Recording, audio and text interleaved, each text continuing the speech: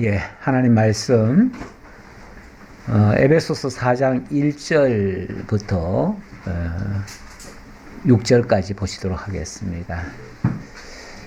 예, 오늘은 주제 설교니까요. 자, 주제를 말씀드리자면, 하나 되게 하시는 하나님. 자, 이렇게 한번 적어봤고요.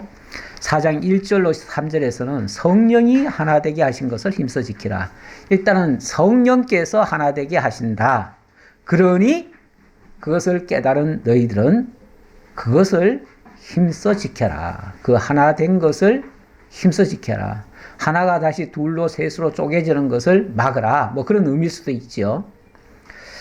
자, 그러므로 주 안에서 갇힌 내가 너희를 구원하노니, 우리 다 같이 합독을 해보죠.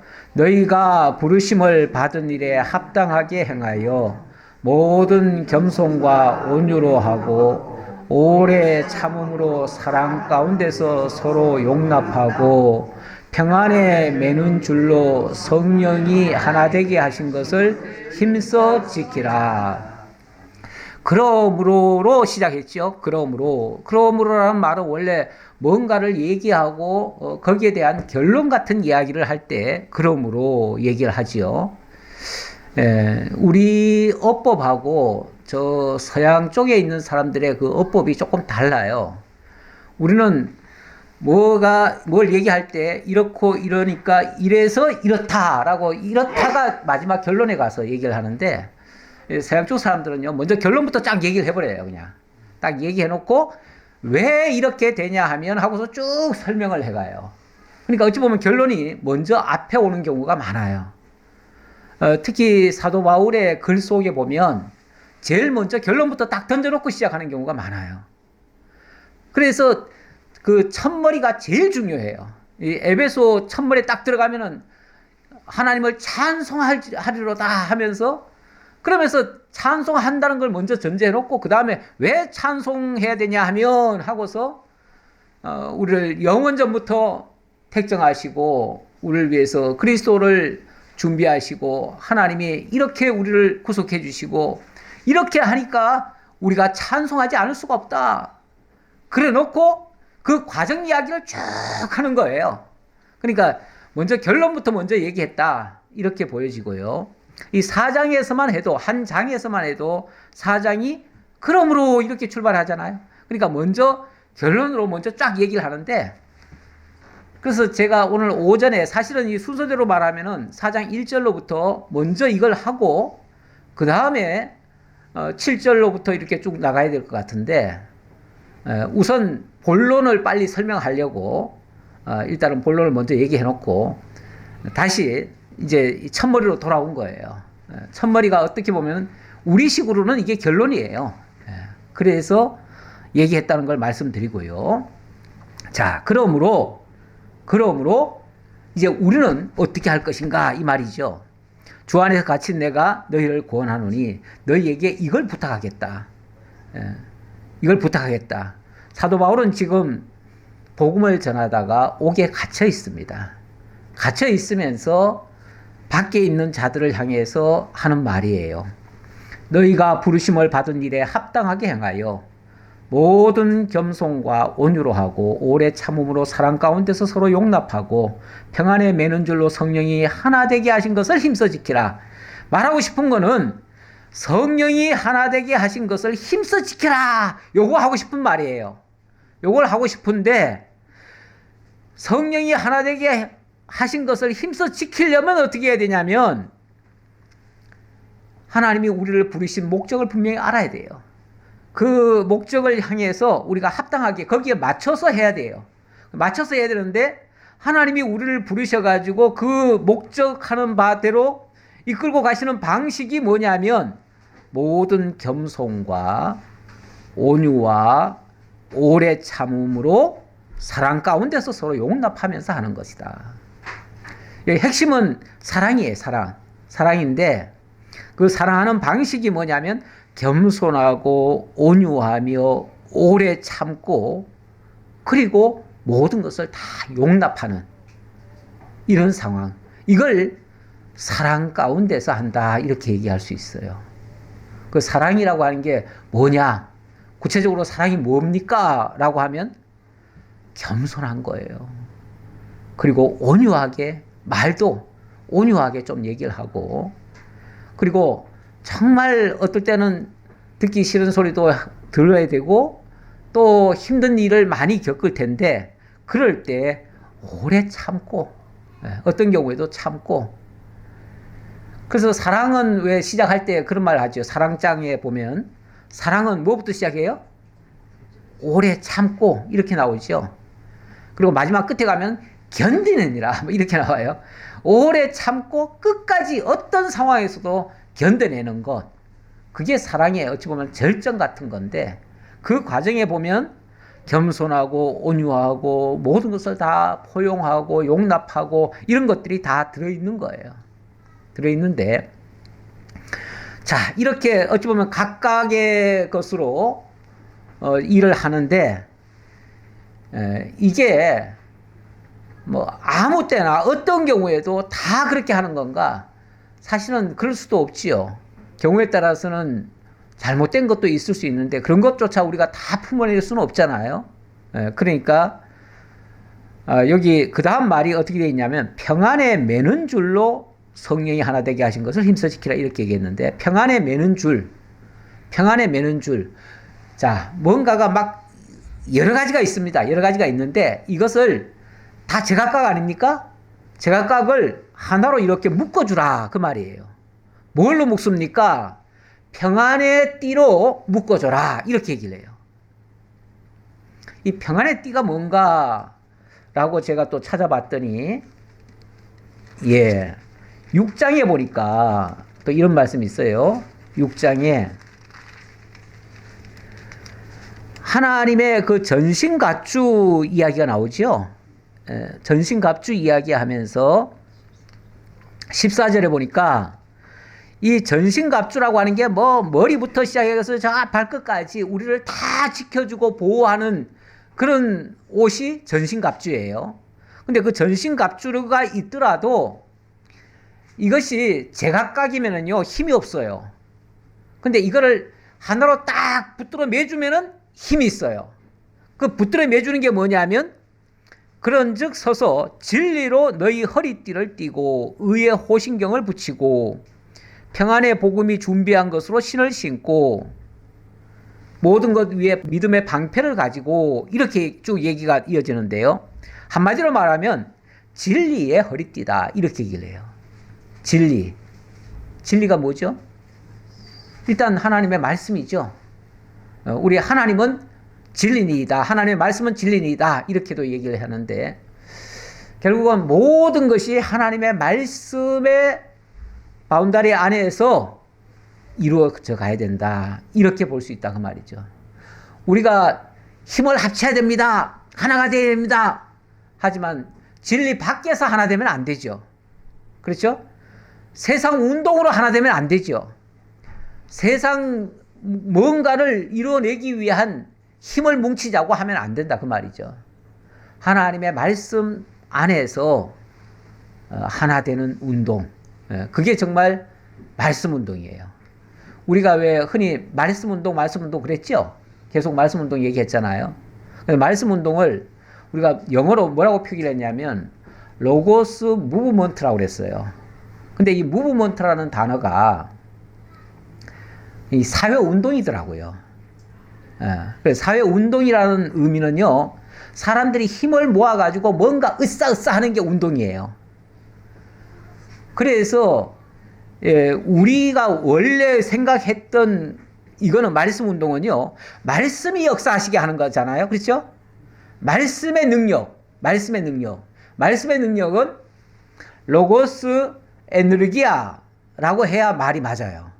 에너기아라고 하는 건 일종의 에너지를 얘기하는 거거든요. 에너지. 그러니까 말씀의 능력, 말씀의 에너지, 하나님의 에너지, 그러니까 하나님의 힘에 의해서 되어지는 것, 그걸 로고스 에너기아라고 해야 맞다. 원칙 우리가 말씀 운동이 너무 좋으면 로고스 에너기아라고 해야지, 로고스 무브먼트라고 하면 인간적인 힘을 모으자는 얘기가 돼버려요. 하나님의 말씀을 앞세우기는 하지만 어쨌든 사회운동처럼 돼버리기 때문에 그거는 우리가 조금 수정할 필요가 있다라는 생각이 들어요. 어쨌든 말씀이, 다시 말하면 진리가 우리를 묶어줘야 된다, 하나로. 자, 그게 진리의 허리띠다, 이렇게 말씀드리고요. 자, 이게 하나 되게 하시는 어찌 보면 방법론이라고 한다면 근원적으로는 사실 이것도 역시 하나님이 하셔야죠. 그래서 4절에 보니까 이게 과연 하나님이 기뻐하시는 일이고 하나님이 원하시는 일인가를 보면, 몸이 하나요 성령도 한 분이시니 이와 같이 너희가 부르심의 한 소망 안에서 부르심을 받았느니라. 자, 몸이 하나요. 갑자기 몸 얘기한 거는 이 교회라고 하는 곳이 바로 그리스도의 몸이잖아요. 이 교회는 이 건물이 교회가 아니고 예수를 그리스도로 고백하고 그리스도 안에서 새 생명을 얻은 우리 모든 성도들이 다 교회입니다. 그들의 모임이 교회예요. 그러니까 그리스도를 머리로 한 모든 지체들이 합해서 교회인 거예요. 한 사람 한 사람은 성도라고 그래요. 성도. 그러니까 그 성도들이 모이면은 교회가 되는 거예요.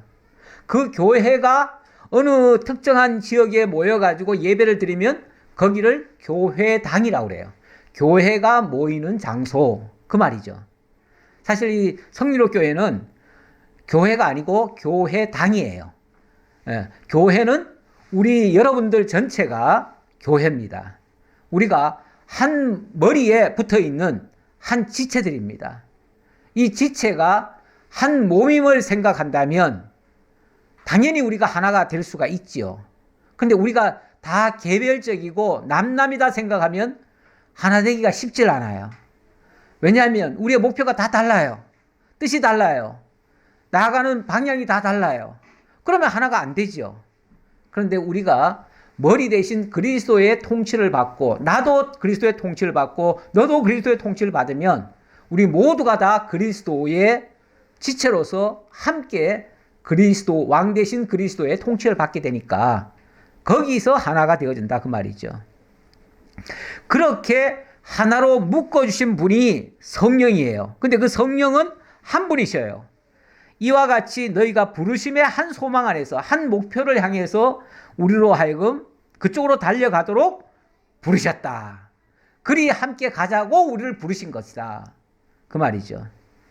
자, 그렇게 하신 그 주님, 그 주도 한 분이시요, 믿음도 하나요, 세례도 하나요, 하나님도 한 분이시니 다 하나예요. 하나.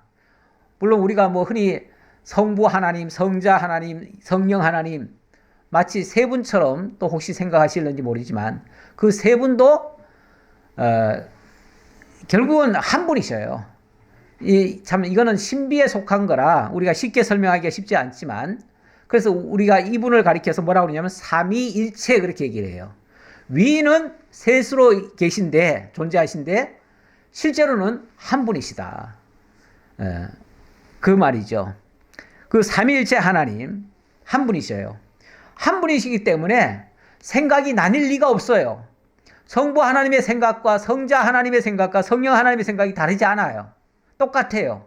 그분에 의해서 한 믿음이 나왔어요. 그리고 그 믿음에 도달하는 방법은 한 세례예요. 세례라고 하는 것은 우리가 죽고 사는 거 아닙니까?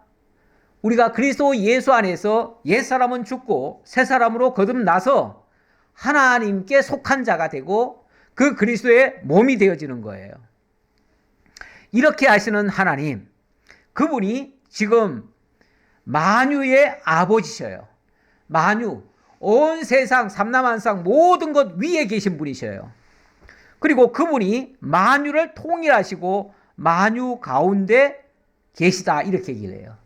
그 한 분이신 그분이 지금 우리를 다 하나로 묶으셔서 정말 하나님의 사람이 되어지게 하고 하나님의 나라를 유업으로 받게 하시고 이렇게 되어져요. 이렇게 되어지려니까, 자, 하나 되게 하시는데, 목적은 하나 되게 하시는 건데, 하나 되게 하는 과정에 우리가 다 개별적이면 당연히 안 되겠죠.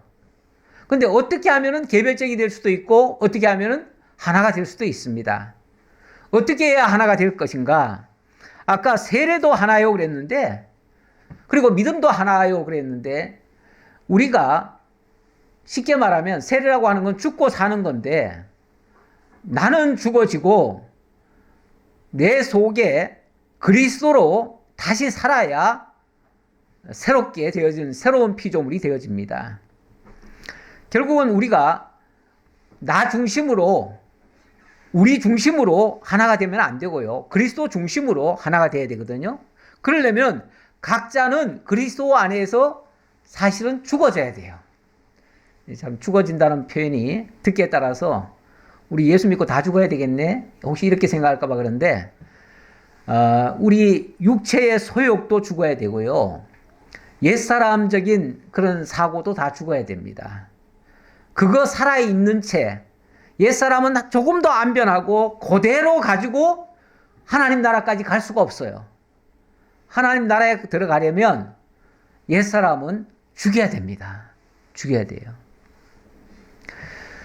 세례 요한이 그런 말을 했지요. 예수님을 보고 나서 그는 흥하여야 하겠고 나는 쇠하여야 하리라. 나는 죽고 그리스도로 다시 살아야 된다고 하는 말을 요한식으로 그렇게 표현을 한 겁니다.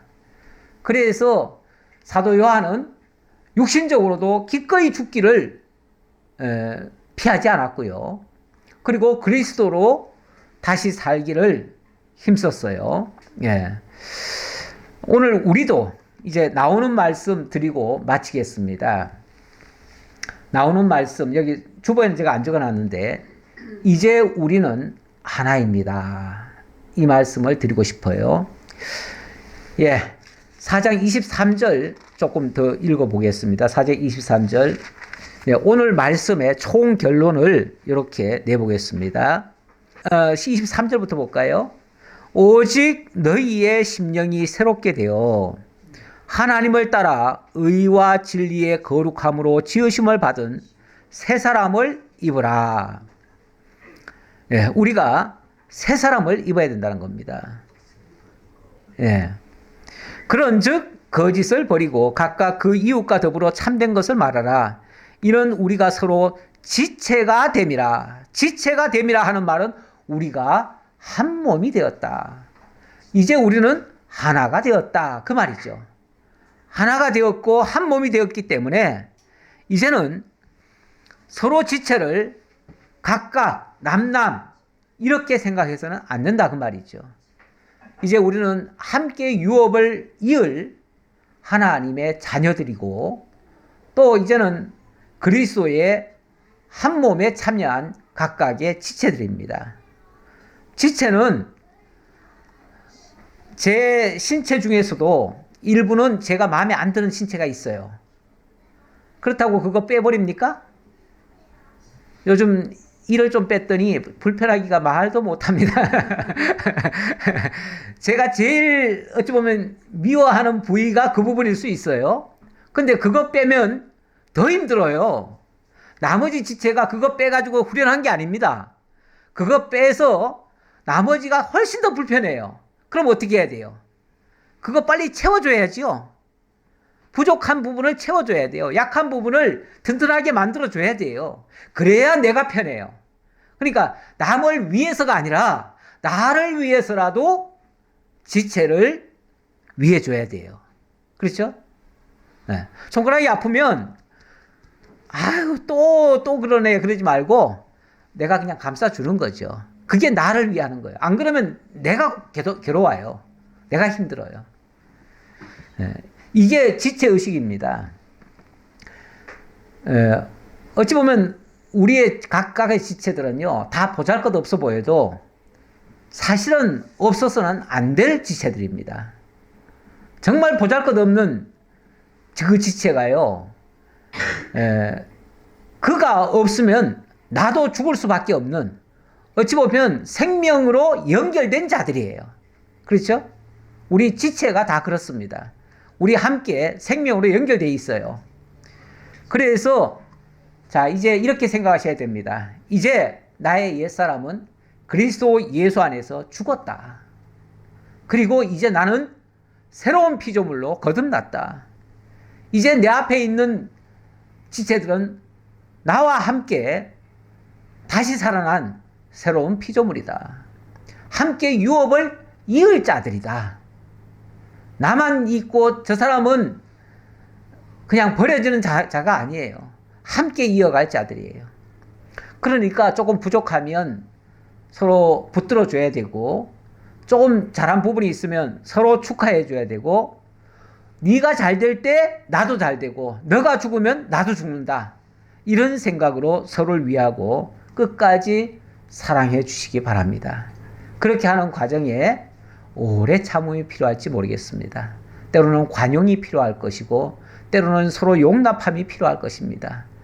이 모든 것이 우리 하나 되게 하기 위한 과정에서 반드시 따라오는, 때로는 귀찮기도 하지만 그러나 나를 살리는 길이다라고 생각하시고 하나이심을 기억해 주시기 바랍니다. 기도하겠습니다. 감사합니다. 하나님, 오늘 공동회를 통해서 다시 한번 우리가 어떤 존재인지, 교회란 무엇인지, 우리는 어느 교회, 어떤 행정을 따라서 이렇게 운영해 가는지, 이 모든 일들을 다시 한번 되새겨 보았습니다. 저희가 지금까지 제대로 알지 못하고 있었던 부분이 있다면 다시금 일깨우게 하시고, 또 알았더라도 감당치 못한 부분이 있다면 이제부터라도 각성하고 더 바르게 하고, 또 형제를 위하는 일이 곧 나를 위하는 것이고 함께 살아가는 것임을, 그리고 형제가 어려움을 당하면 나도 같이 어렵다는 사실을 명심하고 함께 문제를 풀어가기 위한 노력을 아끼지 않는 저희 모두가 되게 하시고, 그 과정에서 오래 참고 인내하며 서로 용납하고 관용적으로 모든 것을 할 수 있도록 함께 해 주옵소서. 주시는 은혜 감사드렸고 예수님 이름으로 기도하옵나이다. 아멘.